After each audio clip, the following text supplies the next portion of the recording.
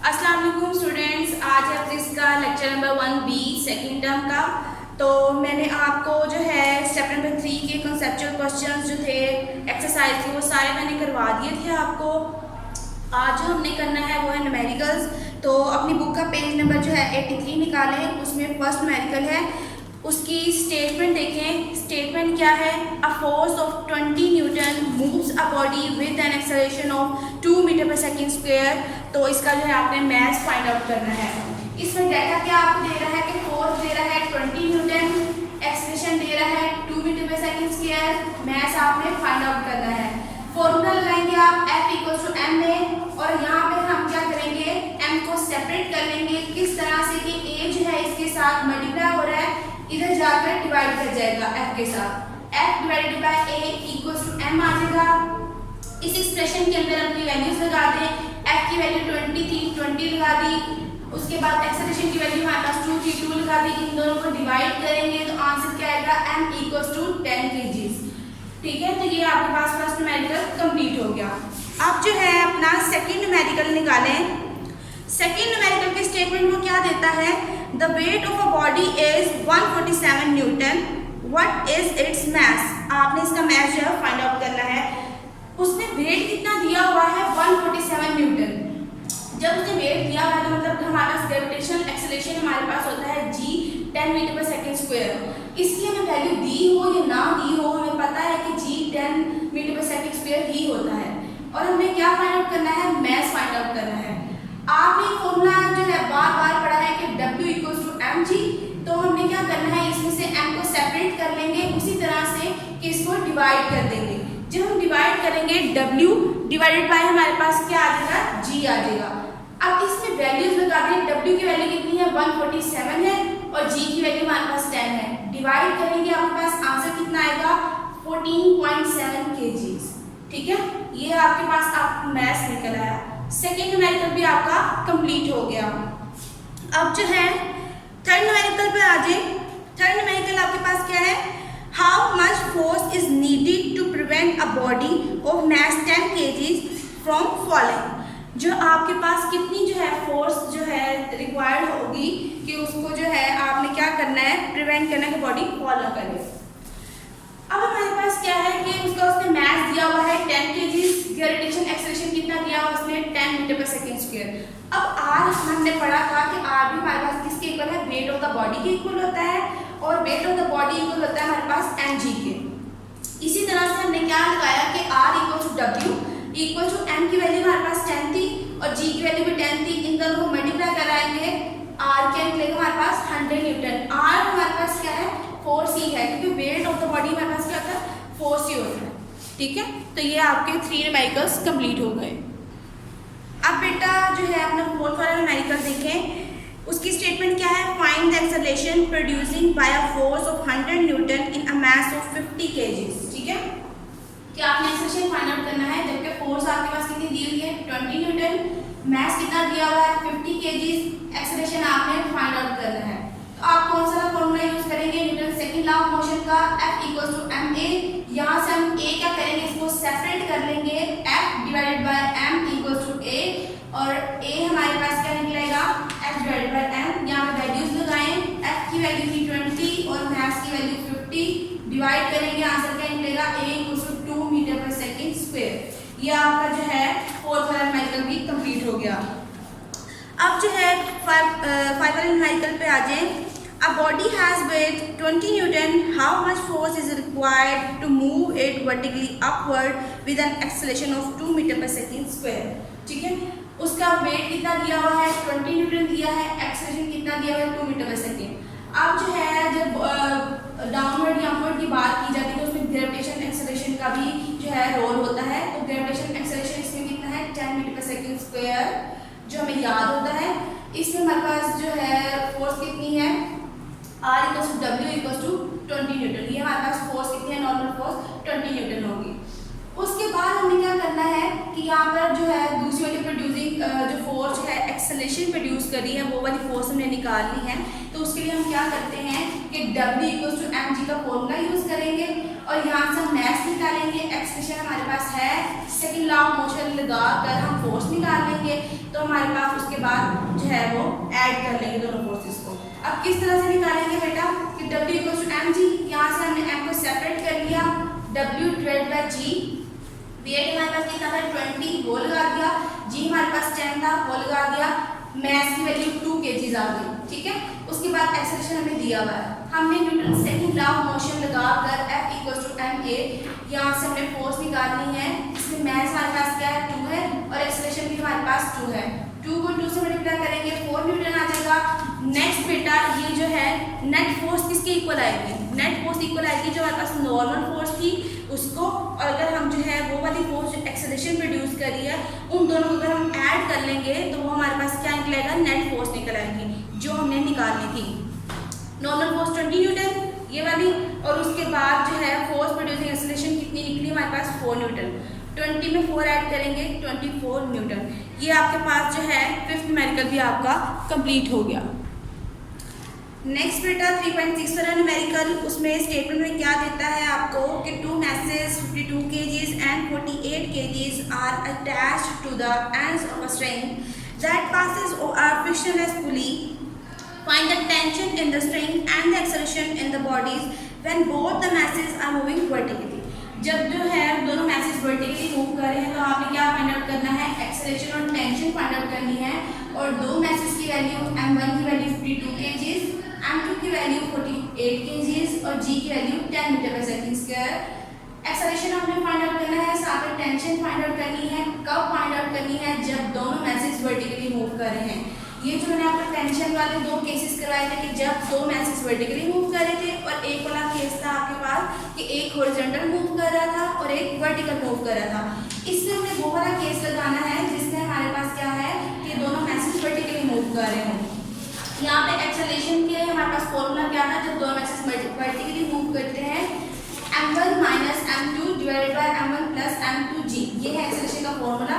इसमें वैल्यूज लगा दें, m1 की वैल्यू 52, m2 की वैल्यू 48 डिवाइडेड बाय 52 प्लस 48, साथ में g ऊपर वाले से मल्टीप्लाई होगा नीचे वाले से नहीं, ठीक है। तो g ऊपर वाले 10 से वैल्यू से सारे मल्टीप्लाई कर जाएगा। इसमें 52 में से 48 जो हम माइनस करेंगे तो 4 आएगा, 4 को 10 से मल्टीप्लाई करेंगे 40, नीचे वाले 52 में 48 ऐड करेंगे 100 आ जाएगा। इन दोनों को डिवाइड करेंगे, आपके पास एक्सेलरेशन की वैल्यू आ जाएगी 0.4 मीटर पर सेकंड स्क्वायर। उसके बाद जो है आपने टेंशन फाइंड आउट करनी है, तो टेंशन के लिए भी वही वाला फॉर्मूला लगाएंगे जब दोनों मैसेज क्या है वर्टिकली मूव कर रहे हैं। इसमें हमारे पास क्या है, T = 2 m1 m2g divided by m1 plus m2। अब इसमें हमारे पास 2 और m1 की वैल्यू देखिए 52 था, उसके बाद m2 की वैल्यू हमारे पास 48 थी और g जो है 10 है। मैंने आपको बताया कि g ऊपर वाली वैल्यू से ही मल्टीप्लाई करेगा। उसके बाद नीचे m1 प्लस m2 52 में 48 ऐड कर देंगे, ऊपर सबको मल्टीप्लाई करेंगे 4992 आ जाएगा और नीचे इन दोनों को ऐड करेंगे 100 आ जाएगा। इन दोनों को डिवाइड करेंगे 499.2 न्यूटन, ये आपकी टेंशन निकल आई, ठीक है। आपका न्यूमेरिकल कंप्लीट हो गया। नेक्स्ट है 3.7 वाला कि 2 masses 26 kgs and 24 kgs are attached to the ends of a string which passes over a frictionless pulley. 26 kg is lying over a smooth horizontal table. 24 Newton is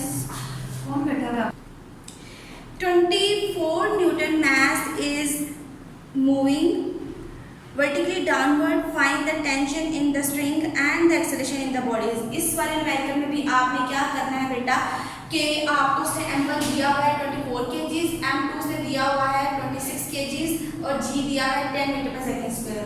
आपने इसमें acceleration और tension ही find out करनी है, लेकिन इसमें कौन सा वाला केस लगेगा, इसमें केस लगेगा कि जब एक बॉडी जो है वो हॉरिजॉन्टल मूव कर रही है और दूसरी वाली बॉडी जो है वो वर्टिकल मूव कर रही है। अगर बॉडी जो है एक हॉरिजॉन्टल मूव कर रही है, एक वर्टिकल मूव कर रही है, तो उसके लिए एक्सेलरेशन का फॉर्मूला है A = m1g divided by m1 plus m2। A = m1 हमारे पास कितना बेटा 24 है, g ऊपर से मल्टीप्लाई करेगा उसकी वैल्यू 10 डिवाइडेड बाय m1 24 और m2 26।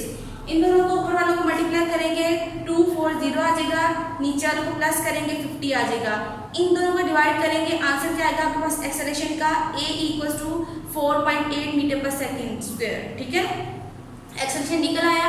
नेक्स्ट हमारे पास टेंशन निकालनी है, तो टेंशन के लिए आपके पास फॉर्मूला क्या होगा, T equal to m1 m2 g divided by m1 plus m2। ऊपर जो है g मैंने आपको 3-4 दफा बता दूँ कि g आपने ऊपर ही मल्टीप्लाई करवाना है, नीचे मल्टीप्लाई मत करवाइएगा।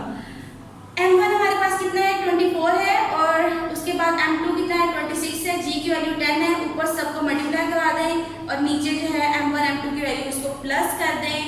आंसर क्या आएगा 6240 डिवाइडेड बाय 50, आंसर आएगा 124.8 जो कि अप्रोक्सीमेटली इक्वल है 125 न्यूटन के। ठीक है, तो ये आपकी टेंशन निकल आएंगी। ये आपके 7 व्हीकल्स कंप्लीट हो गए। अब बेटा 3.8 वाले न्यूमेरिकल की स्टेटमेंट देखें, how much time is required to change 22 newton second momentum by a force of 20 newton. मतलब क्या मोमेंटम में चेंज, मोमेंटम में चेंज को किस तरह शो करते थे कि फाइनल मोमेंटम में से इनिशियल मोमेंटम माइनस करते थे तो वो हमारे पास चेंज इन मोमेंटम आता था। तो चेंज इन मोमेंटम की वैल्यू से कितनी दी है 22 न्यूटन दी हुई है, फोर्स से कितनी दी है 20 न्यूटन, और उसके बाद उसने टाइम क्या है कि फाइंड आउट करना है। टाइम को फाइंड आउट करना है तो हमने रिलेशन पढ़ा था कि फोर्स का चेंज इन मोमेंटम के साथ क्या रिलेशन था कि F equals to pf minus pi divided by t, ये हमारे पास आता था। अब हमने क्या करना है कि यहाँ पर चेंज इन मोमेंटम की वैल्यू लगा देनी है, वो कितनी है 22 न्यूटन है, और हमारे पास क्या है कि हमने यहाँ से t को सेपरेट कर दिया था, t इधर चला गया था, f इधर आ गया, नीचे हमने फोर्स की वैल्यू कितनी लगानी है 20 न्यूटन, डिवाइड करेंगे आंसर कितना निकल आएगा 1.1 सेकेंड। इस रिलेशन में से हमने t इधर चला गया था और f इधर आ गया था, वैल्यूज लगाई, आंसर आ गया। नेक्स्ट आपके पास 3.9 वाला न्यूमेरिकल है, वो क्या कहता है आपके पास, how much is the force of friction between a wooden block of the mass 5 kgs and the horizontal marble floor, the coefficient of the friction between the wood and the marble is 0.6। मतलब कि मास कितना दिया हुआ उसने 5 kgs दिया हुआ है, coefficient of friction mu S show करता है, कोफिशिएंट ऑफ फ्रिक्शन को वो उसने कितना दिया हुआ है 0.6, और उसके बाद आपने force of friction find out करनी है। फोर्स ऑफ फ्रिक्शन को हम शो करते हैं Fs से, वो हमने फाइंड आउट करना है। फॉर्मूला क्या होता है हमारे पास फोर्स ऑफ फ्रिक्शन का कि हमारे पास कोफिशिएंट ऑफ फ्रिक्शन को हम जो है mg से मल्टीप्लाई करवा देते हैं। अब हमारे पास जो है कोफिशिएंट ऑफ फ्रिक्शन हमारे पास क्या है 0.6 है, मास की वैल्यू 5 है और g की वैल्यू आपको पता है कि वो 10 होती है। इन सबको मल्टीप्लाई करवा लेंगे, हमारे पास फोर्स ऑफ फ्रिक्शन कितनी निकल आएगी 30 न्यूटन निकल आएगी। ठीक है, अब जो है लास्ट वाला न्यूमेरिकल है थर्ड चैप्टर का, वो देखें, how much centrifugal force is needed to make a body of mass 0.5 kg to move in a circle of the radius 50 centimetre with the speed of 3 metre per second. Mass कितना दिया हुआ उसने 0.5 kg और radius में कितना दिया है 50 centimetre, जिसको हमने मीटर में कन्वर्ट करना है। सेंटीमीटर को मीटर में कन्वर्ट करने के लिए हम इसको 100 से डिवाइड करेंगे, 100 से डिवाइड करने से आंसर हमारे पास क्या निकलेगा 0.5 मीटर, मतलब हमारा रेडियस जो है सेंटीमीटर से मीटर में कन्वर्ट हो गया। उसके बाद जो है वो वेलोसिटी है, वेलोसिटी हमारे पास कितनी है 3 मीटर पर सेकेंड है। आपने क्या निकालना है सेंटीमीटर फोर्स निकालना है। सेंटीमीटर फोर्स की हमारे पास फॉर्मूला क्या होता है Fc mv² divided by r, और उसमें m की वैल्यू कितनी दी है 0.5 और v की वैल्यू कितनी है 3 है, तो उसका स्क्वायर आ जाएगा क्योंकि फॉर्मूले में क्या है v का स्क्वायर है। नीचे r की वैल्यू जो हमने मीटर में निकाली थी वो वाली लगाएंगे 0.5 से कैंसिल हो जाएगा, 3 का स्क्वायर 9 आ जाएगा, और इसका यूनिट क्या होता है फोर्स का न्यूटन होता है। तो हमारे पास सेंटीमीटर फोर्स कितनी निकल आएगी 9 न्यूटन। ये आपके थर्ड चैप्टर के न्यूमेरिकल जो है वो कंप्लीट हो गए। स्टूडेंट्स, अब हमने स्टार्ट करना है अपना चैप्टर नंबर 4। थर्ड चैप्टर जो है हमारा कंप्लीट हो गया है। चैप्टर नंबर 4 में हमारे पास क्या है टर्निंग इफेक्ट ऑफ फोर्स, ये इसका टाइटल है। उसके बाद जो है हमने इसमें मेजर टॉपिक्स क्या पढ़ने हैं, like and unlike parallel forces क्या होती हैं, ठीक है, इनकी डेफिनेशन आती है, शॉर्ट आता है। एडिशन ऑफ फोर्सेस इसमें जो है मेजर टॉपिक है। इसी टॉपिक के अंदर जो है वो है टेल रूल आएगा, वो आपको शॉर्ट में आता है तो वो हम पढ़ेंगे। उसके बाद जो है रेजोल्यूशन ऑफ फोर्सेस, ये आपके पास लॉन्ग क्वेश्चन है तो ये हम पूरा इसको करेंगे किस तरह से हम इसकी रेजोल्यूशन करते हैं। उसके बाद है top of moment of force, इसमें जो है डेफिनेशन आ जाएंगे, में जो है इसके सब टॉपिक्स जो है इसमें डेफिनेशंस हैं वो हम याद करेंगे और जो है उनमें से शॉर्ट क्वेश्चन भी आते हैं। प्रिंसिपल ऑफ मोमेंट्स हम पढ़ेंगे, centre of mass, centre of gravity, couple, equilibrium में हमारे पास क्या है, कंडीशंस आ जाती हैं और इसकी टाइप्स आ जाती हैं। ये भी आपके पास लॉन्ग क्वेश्चन है। लास्ट क्वेश्चन जो है वो आपके पास है stability and position of centre of mass. ये सारे जो है आपके टॉपिक्स हैं, मेजर टॉपिक्स जो आप इस चैप्टर में पढ़ने हैं। इसको 1 बाय 1 डील करेंगे, किस तरह से इसमें क्या क्या है वेरिएशंस आ जाती हैं और क्या क्या कॉन्सेप्ट्स हमने लेने हैं। तो अब हम जो है अपना फर्स्ट टॉपिक स्टार्ट करते हैं। वो हमारे पास क्या है, like and unlike parallel forces का। बेटा लाइक और अनलाइक पैरेलल फोर्सेस, ठीक है, इसमें आपने बताना है कि लाइक पैरेलल फोर्सेस क्या होती हैं कि ये एक बैग है, ठीक है, इसके अंदर क्या है, कुछ एप्पल्स पड़े हुए हैं। अब इन एप्पल्स में हमारे पास सारे का सारा वेट जो है वो नीचे की तरफ लग रहा है, मतलब सब फोर्सेस की डायरेक्शन जो है वो नीचे की तरफ ही है। तो इसमें क्या है कि अगर सब फोर्सेस की डायरेक्शन सेम हो तो पैरेलल हो तो हम क्या कहेंगे कि वो क्या है, हमारे पास फोर्सेस लाइक पैरेलल फोर्सेस हैं। और अनलाइक पैरेलल फोर्सेस का क्या है कि एक जो है वो एप्पल जो है उसको अटैच किया है स्ट्रिंग के साथ और उसके एक स्टैंड के साथ उसने अटैच कर दिया है। तो इसमें देखें कि ये जो वेट ऑफ द एप्पल है वो नीचे की तरफ जो है वो एक्ट कर रहा है और इसकी वजह से जो स्ट्रिंग के अंदर टेंशन प्रोड्यूस हुई है वो अपवर्ड डायरेक्शन में है। मतलब ये दोनों सेम जो है, मतलब इक्वल हैं ये फोर्सेस, लेकिन क्या है कि ऑपोजिट डायरेक्शन में है। अगर दोनों फोर्सेस पैरेलल हों लेकिन वो क्या हो कि उनकी ऑपोजिट डायरेक्शन में हो तो हम कहेंगे कि वो कौन सी वाली फोर्सेस हैं, अनलाइक पैरेलल फोर्सेस हैं। इसी तरह नीचे भी उसने यही दिया हुआ है कि ये दोनों फोर्सेस पैरेलल तो हैं लेकिन क्या है, इनकी डायरेक्शन जो है वो ऑपोजिट है। अब यहाँ पर आप जो है वो पैरेलल का मतलब सामने सामने ले रहे होंगे, पैरेलल का मतलब वो नहीं है, पैरेलल का मतलब इक्वल फोर्सेस ले लेते हैं, ठीक है, कि वो जितनी भी फोर्सेस हैं वो सबके सब जो है वो एक ही डायरेक्शन में अगर लग रही हो तो लाइक पैरेलल फोर्सेस, और अगर जो है वो अपोजिट डायरेक्शन में फोर्सेस लग रही हो तो वो कौन सी वाली होंगी, अनलाइक पैरेलल फोर्सेस, ठीक है। तो बस यही है, आपने क्या करना है, इसकी डेफिनेशन लिखनी है। Like parallel forces are the forces that are parallel to each other and have the same direction. तो ये जो है लाइक पैरेलल फोर्सेस की होगी, इसके साथ आप ये वाली फिगर बना सकते हैं। उसके बाद जो है अनलाइक पैरेलल फोर्सेस की आपने डेफिनेशन याद करनी है। Unlike parallel forces are the forces that parallel but have direction opposite to each other, लेकिन उनकी डायरेक्शन क्या है, ऑपोजिट टू ईच अदर है। उसमें आप ये वाली भी डायग्राम बना सकते हैं और ये वाली भी डायग्राम बना सकते हैं। ये आपके पास फर्स्ट टॉपिक जो है आपका कंप्लीट हो गया, like and unlike parallel forces का, ठीक है। अगर आप इसको एक्सप्लेन करना चाहें तो ये वाला पैराग्राफ जो है वो इस वाली फिगर के लिए है और ये वाला पैराग्राफ इस वाली फिगर के लिए है। शॉर्ट में आता है, इतना एक्सप्लेन करने की ज़रूरत नहीं पड़ती, ठीक है। नेक्स्ट टॉपिक स्टार्ट करते हैं। नेक्स्ट टॉपिक है हमारे पास एडिशन ऑफ फोर्सेस, मतलब कि हमारे पास फोर्सेस तो हैं, हमने वेक्टर्स जो हैं क्वांटिटीज़ में पढ़ा कि उनको हम जो है वो स्केलर क्वांटिटीज़ की तरह ऐड तो नहीं कर सकते। तो यहाँ पर जो है एडिशन ऑफ फोर्सेस हम किस तरह से करेंगे कि हमारे पास अगर कुछ फोर्सेस हैं, ये हमने फोर्स ले कि ये हमारे पास क्या है, एक है ए वाली फोर्स और ये हमारे पास क्या है, बी वाली फोर्स है। अब इसमें हमने क्या करना है कि यहाँ पर जो वेक्टर्स हैं हम इसको किस तरह से ऐड करेंगे कि हेड टू टेल रूल की मदद से। अब हेड टू टेल रूल क्या होता है कि जो एक वेक्टर है उसकी जो टेल है वो फर्स्ट वेक्टर के हेड से कंसाइड करती है। मतलब कि अब जो है ये एक वेक्टर ले लिया, वेक्टर ए, अगर हमने इसको ऐड करना है बी के अंदर तो हम क्या करेंगे कि फर्स्ट वाला वेक्टर है इसके हेड को जो दूसरा वाला वेक्टर है बी वेक्टर उसकी टेल के साथ जो है वो कंसाइड कर देंगे। तो इस तरह से हमारे पास कैसे आएगा, ये वाला वेक्टर ए और फिर बी वाला वेक्टर हम इस तरह से ड्रॉ करेंगे कि उसकी टेल जो है फर्स्ट वेक्टर के हेड के साथ मिले। अब जो है हमने इनको ऐड करना है, तो ऐड हम किस तरह से करेंगे, जो हमारे पास रिजल्टेंट वेक्टर होता है ना उसका हम किस तरह से लेते हैं कि उसकी जो टेल होती है वो फर्स्ट वेक्टर की टेल के साथ ही कंसाइड करती है। मतलब कि ये हमने दो वेक्टर्स ड्रॉ कर लिए ना हेड टू टेल रूल की मदद से। अब हमें रिजल्टेंट फोर्स निकालनी है, तो उसके लिए वेक्टर किस तरह से ड्रॉ होगा हमारे पास, ये इस तरह से कि इसकी टेल जो है वो ए वाले वेक्टर की टेल के साथ आएगी और इसका हेड जो है वो बी वाले वेक्टर के हेड के साथ आएगा। आर शो करता है रिजल्टेंट फोर्स को। मतलब कि हम फोर्सेस को किस तरह से ऐड कर सकते हैं, by head to tail rule हम फोर्सेस को ऐड कर सकते हैं। इसमें आपने क्या करना है, एडिशन ऑफ फोर्सेस की डेफिनेशन लिखें सबसे पहले।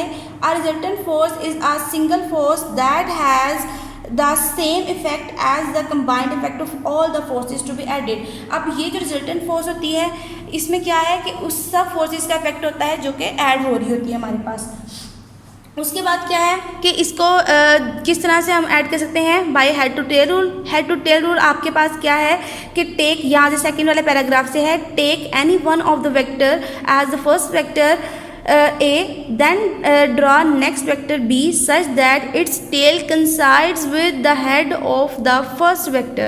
ठीक है, वेक्टर A मतलब कि इसकी जो टेल है वो फर्स्ट वेक्टर के हेड के साथ ही कंसाइड करनी चाहिए। Similarly draw the next vector for the third force if any.